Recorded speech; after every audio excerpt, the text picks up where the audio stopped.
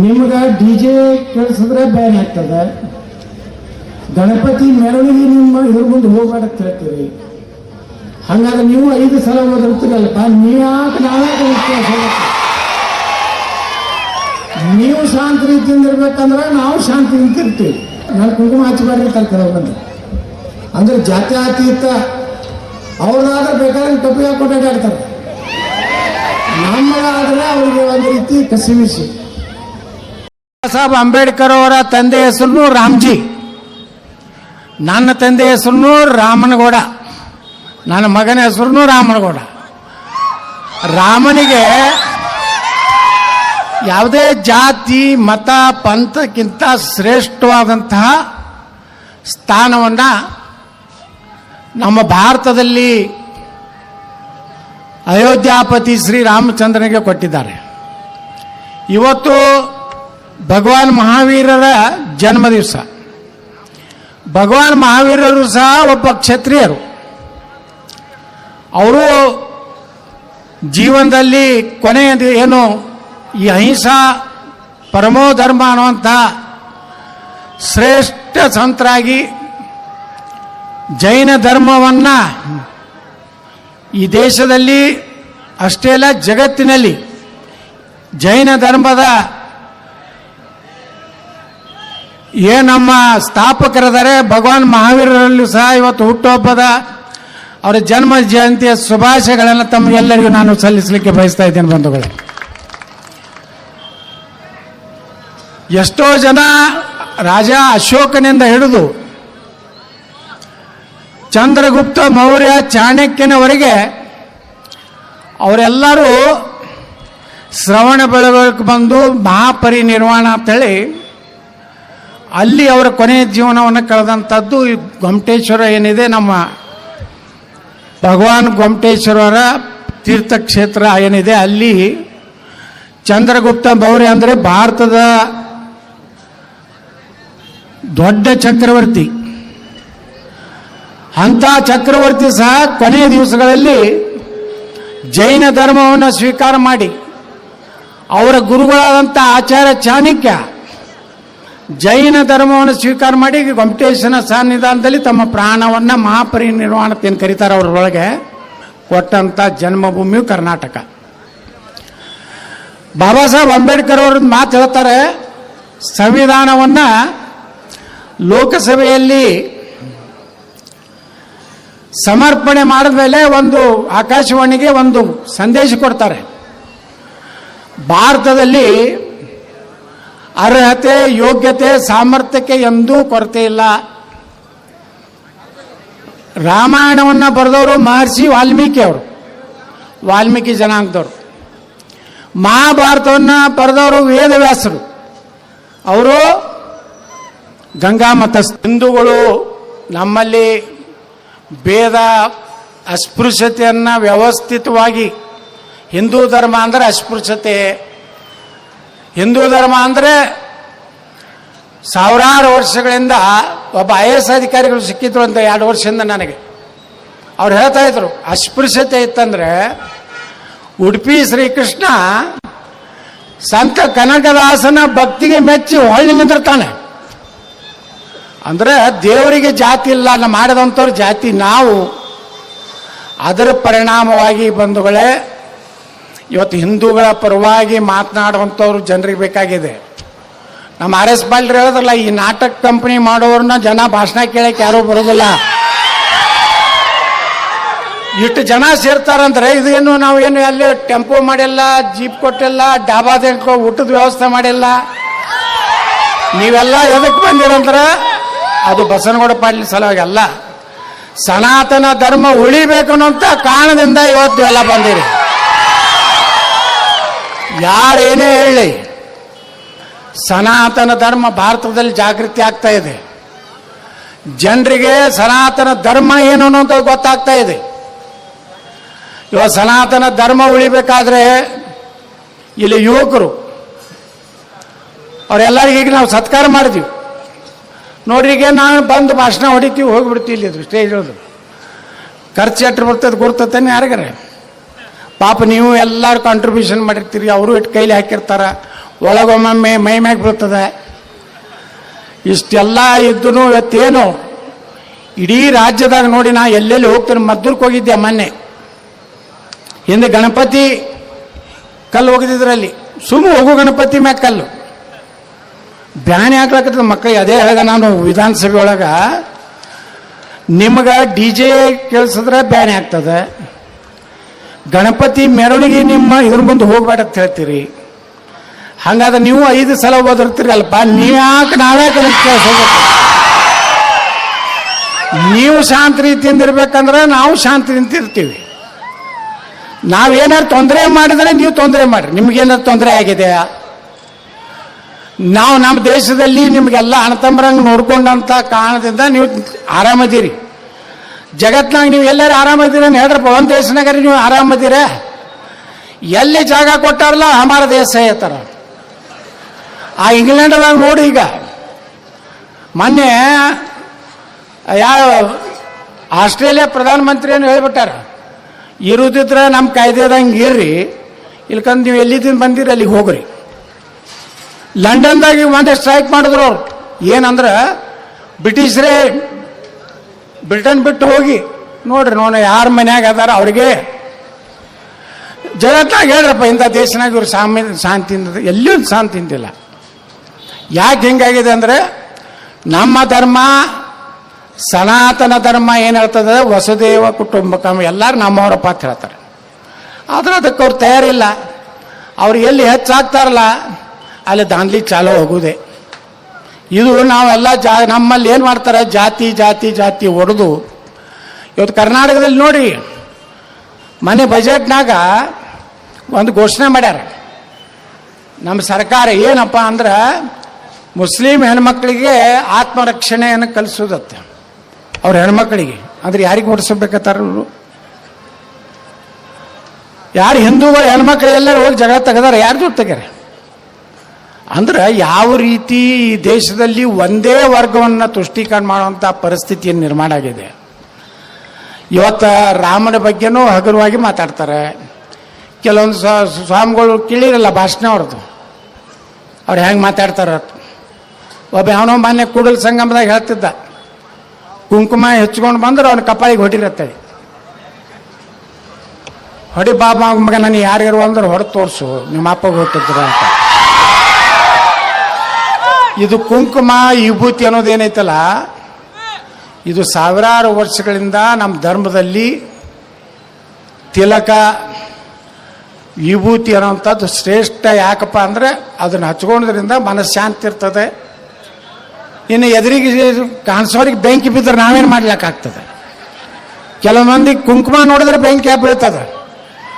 ಕುಂಕುಮ ಅಂದರೆ ನಾನು ಕುಂಕುಮ ಹಚ್ಚಿಬಿಟ್ಟಿರ್ತಾರೆ ಕೆಲವು ಮಂದಿ. ಅಂದ್ರೆ ಜಾತ್ಯಾತೀತ ಅವ್ರದ್ದಾದ್ರೆ ಬೇಕಾದಂಗೆ ಟೊಪ್ಪಿಗೆ ಹಾಕೊಂಡು ಅಡ್ಡಾಡ್ತಾರೆ. ನಮ್ಮದಾದರೆ ಅವರಿಗೆ ಒಂದು ರೀತಿ ಕಸಿವಿಸಿ. ಆದರೆ ಇವತ್ತು ಕರ್ನಾಟಕದಲ್ಲಿ ಹಂಗಿಲ್ಲ ಪರಿಸ್ಥಿತಿ. ಮದ್ದೂರಿನಾಗ ಹೋಗಿದ್ದೆ ನಾನು ಗಣಪತಿ ಕಾರ್ಯಕ್ರಮದಾಗ. ಅಲ್ಲೇನು ನಮ್ದು ಅಸ್ತಿತ್ವನೇ ಇಲ್ಲ, ಹಿಂದುತ್ವನೇ ಇರಲಿಲ್ಲ ಅಲ್ಲಿ ಯುವಕರ ಬಳಿ. ಇವತ್ತಲ್ಲಿ ನಾವು ಹೋದರೆ, ಮೊನ್ನೆ ಗಣಪತಿ ಟೈಮ್ನಾಗ ಹೋದ್ರೆ 20-25 ಸಾವಿರ ಜನ ಸೇರಿದ್ದು ನೋಡಿ, ಆ ಕಡೆ ಲೀಡರ್ಗಳೆಲ್ಲ ಗಾಬರಿಯಾಗ್ಯಾರ. ಏನ್ರಿ ಇಲ್ಲಿ ಲಿಂಗಾಯತ್ರಿಲ್ಲ, ಸುಡ್ಗಾಡಿ ಇಲ್ಲ, ನೀವು ಹೆಂಗೆ ಮಂದಿ ನಾವೆಲ್ಲ ಮಂದಿನ ಕೂಡಿಸ್ಬೇಕಾದ್ರೆ ಟೆಂಪೋ ಬಸ್ ಮಾಡಿ ತರ್ತೀವಿ, ಪುಕ್ಷೇಟ್ 20,000 ಮಂದಿ ಹೆಂಗೆ ಕೂಡಿದ್ರತ್ತ ಅದೊಂದು ದೊಡ್ಡ ಚಿಂತೆ ಆ ಕಡೆ ಹಳ್ಳಿ ಮೈಸೂರು ಭಾಗದಾಗ. ಮೊನ್ನೆ ಮತ್ತೆ ಹೋಗಿದ್ದೀವಿ ನಾನು ಅನಂತಕುಮಾರ್ ಹೆಗಡೆಯಲ್ಲಿ. ಮತ್ತು 7 ಸರ್ ಎದಕ್ಕೆ ಬಲಿದಾನ ದಿವಸ ಮಾಡಿದ್ರು. ಭಗತ್ ಸಿಂಗ್, ರಾಜಗುರು, ಇನ್ನೊಬ್ಬರು ಸುಖದೇವ್, 3 ಜನರ ಗಲ್ಲಿಗೇರಿಸಿದಂಥ ದಿನವನ್ನು ಬಲಿದಾನ ದಿವಸ ಹೋದರೆ ಪಾಪ ಊರಾಗ ಎಂದೂ ಭಗವಜೆಂಡ ಹಚ್ಚಿರಲಿಲ್ಲ. ಅವ್ರಿಗೆ ಭಗತ್ ಸಿಂಗ್ ಅಂದ್ರೆ ಗುರ್ತಿರ್ಲಿಲ್ಲ. ಅವ್ರಿಗೆ ಬರೀ ದೇವೇಗೌಡರು, ಕುಮಾರಸ್ವಾಮಿ, ಡಿ.ಕೆ. ಶಿವಕುಮಾರ್ 3 ಮಂದಿ ಕೊಡ್ತಾರೆ. ಹೀಗಾಗಿ ಅಲ್ಲಿ ಆ ಎಲ್ಲ ಪುಣ್ಯ ಪುರುಷರ, ಸ್ವಾತಂತ್ರ್ಯ ಪುರುಷರ ಒಂದು ಹೆಸರನ್ನು ಕೇಳಿದಾಗ ಇವತ್ತು ಇಡೀ ಕರ್ನಾಟಕದಲ್ಲಿ ಒಂದು ಅಲೆ ನಿರ್ಮಾಣ ಆಗಿದೆ. ಅದು ಯಾವ ಅಲೆ? ಹಿಂದುತ್ವದ ಅಲೆ. ಇದಕ್ಕೆ ಜನ ಇವತ್ತು ಸಪೋರ್ಟ್ ಯಾಕೆ ಮಾಡ್ತಾ ಇದ್ದಾರೆ? ಹಿಂದುತ್ವ ಉಳಿದ್ರ ಸಲಗಿ ನೋಡ್ರಿ. ಇವಾಗ ಉತ್ತರ ಪ್ರದೇಶದಾಗ ಯೋಗಿ ಆದಿತ್ಯನಾಥರನ್ನ ಜನ ಯಾಕೆ ಒಪ್ಕೊಳಕತ್ತಾರೆ? ಒಂದೇ ಹಿಂದ್ ಗಣಪತಿ ಮ್ಯಾಗ ಕಲ್ಲು ಹೋಗದ್ರೆ ಏನಾರು ಮಾಡಿದ್ರೆ ಅವ್ರ ಮನೆಗೆ ಏನು ಬರ್ತದ? ಹಂಗ ಕರ್ನಾಟಕದಾಗೂ JCB ಬೇಕಾಗೈತೆ ಜನರಿಗೆ. ನಾ ಬಂದ್ರೆ ಹಂಗೆ ಮಾಡ್ತೀನಿ. ಒಂದೇ ಗಣಪತಿ ಮ್ಯಾಗ ಕಲ್ಲು ಬಿತ್ತು, ರಾಮನವಮಿ ಮ್ಯಾಗ ಬಿತ್ತಂದ್ರೆ ಅದು ಅಲ್ಲಿದ್ದು ಡಮ್ಮೆ. ಅವ್ರನ್ನೆಲ್ಲ ಜೈಲಿಗೆ ಹಾಕಿ ಬಿರಿಯಾನಿ ತಿನ್ನಿಸಿಲ್ಲ, ಅಲ್ಲೇ ಸೀದಾ ಮ್ಯಾಗ ಹೋಗ್ತಾರೋ ತಳಗ ಹೋಗ್ತಾರೋ ಗೊತ್ತಿಲ್ಲ. ಇಲ್ಲಂದ್ರೆ ನಮ್ಮ ಧರ್ಮನೇ ಉಳಿದಿಲ್ಲ ಈ ರಾಜ್ಯದಾಗ. ಎಲ್ಲರೂ ಅವ್ರ ಬಗ್ಗೆನೇ ಮಾತಾಡ್ತಾರ, ವಿಧಾನಸೌಧದಾಗ ಅವ್ರ ಬಗ್ಗೆನೇ ಮಾತಾಡ್ತಾರೆ. ಪಾಕಿಸ್ತಾನ ಜಿಂದಾಬಾದ್ ಅಂತೇಳಿ ಒಬ್ಬ ರಾಜ್ಯಸಭಾ ಸದಸ್ಯ ಆರಿಸಿ ಬಂದವ. ಅವನ ಜೋಡ ಇದ್ದವ್ರು ಒದರಿದ್ರು. ವಿಧಾನಸಭೆಯಲ್ಲಿ ಚರ್ಚೆ ಪ್ರಾರಂಭ ಆಯಿತು. ನಾ ಹೇಳಿದೆ, ಸ್ಪೀಕರು ನಮ್ಮ ಖಾದರ್ ಪಾಪ ಒಳ್ಳೆ ಮನುಷ್ಯ. ಅವತ್ತು ನಾ ಏನು ಹೇಳಿದೆ, ಯಾರು ಈ ದೇಶದ ಅನ್ನ ತಿಂದು, ಯಾರು ಈ ದೇಶದ ನೀರು ಕುಡಿದು, ಯಾರು ಈ ದೇಶದ ಗಾಳಿ ಸೇವನೆ ಮಾಡಿ ಪಾಕಿಸ್ತಾನ್ ಜಿಂದಾಬಾದ್ ಅಲ್ಲ, ಅವ್ರದ್ದು ಹರಾಮ್ ಕೋರ್ರು, ತಾಯ್ಗಂಡ್ರು, ನಾಲಾಯಕ ನನ್ನ ಮಕ್ಕಳು. ದುರ್ದೈವನಂದ್ರೆ ನಮ್ಮ ಹಿಂದೂ ಒಬ್ಬ MLA ಎದ್ದು ನಿಂತು, ಅಧ್ಯಕ್ಷರೇ ಯತ್ನಾಳಿಗೆ ಈ ರೀತಿ ಮಾತಾಡಲಿಕ್ಕೆ ಅವಕಾಶ ಕೊಡಬಾರ್ದು, ಇದು ಅಸಂವಿಧಾನ ಆಗ್ತದೆ ಅಂತ ಹೇಳಿದ್ರು. ಪಾಪ ಖಾದರ್ ಏನು ಹೇಳಿದ್ರು, UT ಖಾದರು, ರಾಯರೆಡ್ಡಿ ಅವರೇ ಯತ್ನಾಳಿಗೆ ಸಂಪೂರ್ಣ ಅಧಿಕಾರ ಕೊಟ್ಟಿನಿ, ಪಾಕಿಸ್ತಾನಕ್ಕೆ ಯಾವ ಶಬ್ದದಿಂದ ಬೈದರೂ ಬಯಲಾಕತ್ತ. ಆ ಖಾದರ್ ನಟರ ಬುದ್ಧಿ ಬೇಕಲ್ಲ ಇವರಿಗೆ, ನಮ್ಮವ್ರಿಗೆ ಹೇಳ್ಬಿಟ್ರೆ. ನಂದು ಎಲ್ಲ ಆನ್ ರೆಕಾರ್ಡ್ ಅದಾವ. ಏನು ಬೈದೀನಿ ಪಾಕಿಸ್ತಾನಕ್ಕೆ ಅದನ್ನು ಯಾವುದೂ ರೆಕಾರ್ಡಿಂದ ತೆಗೆಸಲಿಲ್ಲ. ಹೀಗಾಗಿ ವಿಧಾನಸಭೆಯಲ್ಲಿ ಅಧಿಕೃತವಾಗಿ ಇನ್ನು ನೀವು ಯಾರೇ ಮಾತಾಡಿದ್ರು ಸಹ ವಿಧಾನಸಭೆದಾಗ ಅಧಿಕೃತ ಆಗೈತೆ ನನ್ನ ಮಾತು. ನೀವು ಯಾರ ಶಬ್ದಗಳು ಈ ಉಪಯೋಗ ಮಾಡಿ ಪಾಕಿಸ್ತಾನ ಜಿಂದಾಬಾದ್ ಅಂತವ್ರು ಬೈದ್ರೆ ಪೊಲೀಸರು ಕೇಸ್ ಹಾಕ್ಲಕ್ಕೆ ಬರೋದಿಲ್ಲ. ಕೇಸ್ ಹಾಕಿದ್ರೆ ನನ್ನ ಕಡೆ ಬರ್ರಿ. ಅವ್ರು ನನ್ನ ಮ್ಯಾಗ ಕೇಸ್ ಹಾಕ್ತಾರೆ, ದಿನ ಒಂದು ಕೇಸ್ ಹಾಕ್ತಾರೆ ಅವ್ರು. ಈಗ 81 ಕೇಸ್ ಹಾಕ್ಯಾರ. ನಾ ಹೇಳೇನೋರಿ ಪೊಲೀಸರಿಗೆ, ಪಾಪ ನಿಮ್ಮದೇನು ತಪ್ಪಿಲ್ಲ, ನಿಮ್ಗೆ ಅಲ್ಲಿ ಮ್ಯಾಗಿಂದ ಆರ್ಡರ್ ಬರ್ತದೆ. ಇವತ್ತು ತಾಳಿಕೋಟಿಗೆ ಬರ್ಲಾಕತ್ತಾನೆ ಯತ್ನಾಳು, ಒಂದು ಕೇಸ್ ಮಾಡ್ರಿ. ನಾ ಹೇಳೇನವ್ರಿಗೆ, ಒಟ್ಟು 150 ಕೇಸ್ ಆಗುತ್ತಾನೆ, ಹಿಂದೆ ಸರಿಯಬೇಡಿ ಮಾನ್ಯ ಪೊಲೀಸರೇ. ಯಾಕೆ 150 ಕೇಸ್ ಹಾಕತ್ತೇಳಿನಂದ್ರೆ, ಒಂದು ಕೇಸಿಗೆ ಒಬ್ಬ MLA ಆರಿಸ್ಬರೋ ಕರ್ನಾಟಕದಾಗ. ಹಾಗಾದ್ರೆ ಎಷ್ಟು ಮಂದಿ MLA ಆಗ್ತೀವಿ ನಾವು? 150 ಮಂದಿ. ಅಲ್ಲಿಂದ ಅದೇ ಪೊಲೀಸರ ಕಡೆಯಿಂದ ಅವ್ರು ಯಾರು ಕೇಸ್ ಹಾಕ್ಸಿರ್ತಾರಲ್ಲ ಅವ್ರು ತಂದು ಬರೋಬ್ಬರಿ ಓದ್ದು ಅವ್ರ ಕಡೆ ಯಾರು ಪಾಕಿಸ್ತಾನ ಜಿಂದಾಬಾದ್ ಇರ್ತಾರಲ್ಲ ರೋಡ್ ಮ್ಯಾಗನೆ ಭಾರತ್ ಮಾತಾ ಕಿ ಜೈ, ಜೈ ಶ್ರೀರಾಮ್ ಮಾಡ್ಕೊತ ಹೋಗಂಗ್ ಮಾಡಿ ನಡೆದಿಲ್ಲೇನು ಸಂಭಾವಿತ ಕಾಲ ಹೋಯ್ತು. ಎಲ್ಲರೇ ಶಾಂತಿ ಶಾಂತಿ ಇಲ್ಲ. ಈಗ ಬರೇನೋ ಕ್ರಾಂತಿ ಕ್ರಾಂತಿ ಕ್ರಾಂತಿ. ಇಲ್ಲಕ್ಕ ನಮ್ಮ ಧರ್ಮ ಉಳಿದಿಲ್ಲ ಬಂಧುಗಳೇ. ನಮ್ಮ ಪುರೋಹಿತರು ಹೇಳಿದಾರಲ್ಲ, ಲವ್ ಜಿಹಾದ್ ಅಂತ ಮಾಡ್ತಾರೆ. ಇವತ್ತು ನಮ್ಮ ಹಿಂದೂ ಹೆಣ್ಮಕ್ಕಳನ್ನ, ಆಯಾ ಜಾತಿಯ ಮಕ್ಕಳನ್ನ ಈ ರೇಟಿಗೆ ಅವನ ಮೊದಲ ಪ್ರೀತಿ ಮಾಡೋದು, ಲಗ್ನ ಆಗೋದು, ಮುಂದೆ ಅದೊಂದು ಹಡಿಯುವ ಮಂತ್ರ ಆಗಿಬಿಡ್ತದೆ. ಹಡಿಯುವ ಯಂತ್ರ ಒಂದು 4, 5, 8 ಹಿಂಗೆ ತೆಗೆದು ಮತ್ತೆ ತಲಾಕ್ ಕೊಡೋದು, ಮತ್ತೊಂದು ಲಗ್ನ ಆಗೋದು. ಈಗ ಎಲ್ಲಿ ಕೇರಳದಾಗ ಏನಾಗಿದೆ, ಇವತ್ತು ಜಮ್ಮು ಕಾಶ್ಮೀರದಾಗ ಏನಾಯ್ತು? ಮನೆ ಎಲ್ಲರೂ ನೋಡ್ಲಕತ್ತಿರಲಿಲ್ಲ. ದುರಂಧರ್ ಸಿನಿಮಾ ನೋಡ್ರಿ ಇಲ್ಲ? ಬತ್ತಂದ್ರೆ ಎಲ್ಲರೂ ನೋಡ್ರಿ. ಇಟ್ಟು ಮಂದಿಗೆ ಬೆಂಕಿ ಬಿದ್ದೈತಿ. ಶಾರುಖ್ ಖಾನ್, ಅಮೀರ್ ಖಾನ್ ಅಂತ ಹಿಡಿದು ಭಾರತ ಎಷ್ಟು ಸ್ಟ್ರಾಂಗ್ ಐತಿ ಜಗತ್ತಾಗ ಅನ್ನೋದು ಆ ಸಿನಿಮಾದಾಗ ತೋರಿಸೋದು ಎಲ್ಲ ಸತ್ಯ ಐತಿ. ಯಾವುದೂ ಸತ್ಯಕ್ಕೆ ದೂರಿಲ್ಲ. ಎಂತಿಂತವ್ರು ಹೊಡೆದು ಬಂದಾರ ನಮ್ಮ ರಾವ್ದವ್ರು. ನಮ್ಮ ಇಂಡಿಯನ್ ಮಿಲಿಟ್ರಿ ಒಂದು ಕಾಲದಲ್ಲಿ ಭಾರತದ ಸೈನ್ಯ ನಮ್ಮ ಕುತ್ತಿಗೆ ಕೊಯ್ತಿದ್ರು, ರುಂಡ ಕತ್ತರಿಸ್ತಿದ್ರು. ನಮ್ಮ ಸೈನಿಕರದು ಪೊಲೀಸರು ರುಂಡ ಕತ್ತರಿಸಿ ಚೀಲ್ನಾಗ ಹಾಕಿ ಚಾಲೆಂಜ್ ಕಳಿಸ್ತಿದ್ರು, ನಿಮ್ಮ ಸೈನಿಕನ್ನ ಕತ್ತರಿಸಿ ಏನು ಮಾಡ್ಕೋತಿರತ್ತೇಳಿ. ಈಗ ಒಂದು ಸೈನಿಕಗೆ ಅವ್ರೇನಾರು ಮಾಡಿದ್ರೆ 10 ಪಾಕಿಸ್ತಾನ ಹೊಡೆದು ಬಾ ಅಂತೇಳಿ ಆರ್ಡರ್ ಕೊಡುವಂಥ ಒಬ್ಬ ನರೇಂದ್ರ ಮೋದಿ ದೇಶನಾಗ ಅದ ಅಂತೇಳಿ ನಾವು ಜಾಗೃತಿ ಇದ್ದೀವಿ. ಮೊದಲು 500 ರೂಪಾಯಿ ತೊಗೊಂಡು ಕಲ್ಲು ಒಗಿತಿದ್ರು ನೋಡಿರಲಿಲ್ಲ. ಶುಕ್ರವಾರ ಬತ್ತಂದ್ರೆ ಕಲ್ಲು ಒಗ್ಯಾರು ಜಮ್ಮು ಕಾಶ್ಮೀರ್ನಾಗ. ಈಗ ಒಂದು ಕಡೆ ಕಲ್ಲು ಬೀಳಾಕತ್ತವ, ಉತ್ತರ ಪ್ರದೇಶನಾಗ ಎಲ್ಲ ಕಲ್ಲು ಬೀಳಾಕತ್ತವ. ಯಾಕಂದ್ರೆ ನೀವು ಎಷ್ಟು ಸಮಾಧಾನ ಇರ್ತೀರಿ, ಅದ್ರ ದುರುಪಯೋಗ ಆಗ್ತಾ ಇದೆ. ಇವತ್ತು ನಾವು ಸುಮ್ಕೊಂಡಿರೋದಲ್ಲ, ಕ್ರಿಯೆಗೆ ಪ್ರತಿಕ್ರಿಯೆ ಇರಬೇಕು. ಇವತ್ತು ಮಹಾರಾಣಾ ಪ್ರತಾಪರ ಮೂರ್ತಿ ಕೂಡಿಸಿದ್ರಿ, ನಾನು ಬಿಜಾಪುರನಾಗ ಕೂಡಿಸೀನಿ. ಜೈಪುರ್ನಾಗನೇ ಸುಮಾರು 55 ಲಕ್ಷ ರೂಪಾಯಿ. ನಾ ಯಾರ ಕಡೆ ರೊಕ್ಕ ತೊಗೊಂಡಿಲ್ಲ, ಸ್ವಂತ ನಾನೇ ಎಲ್ಲ ಮೂರ್ತಿಗಳು ಕೂಡಿಸೀನಿ ಬಿಜಾಪುರನಾಗ. ಮಹಾರಾಣಾ ಪ್ರತಾಪರದು ಜೈಪುರ ನಂತರ 2ನೇ ದೊಡ್ಡ ಮೂರ್ತಿ ಭಾರತದಾಗಿದ್ದರೆ ಅದು ಬಿಜಾಪುರದ ಮಹಾರಾಣಾ ಪ್ರತಾಪ್. 19 ಫೂಟ್ ಐತಿ.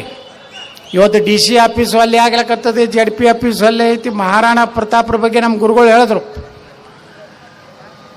ಬರೇ ಅಕ್ಬರ್ ಒಂದು ದಿವಸನೂ ಮಹಾರಾಣಾ ಪ್ರತಾಪರ ವಿರುದ್ಧ ಯುದ್ಧಕ್ಕೆ ಬರಲಿಲ್ಲ.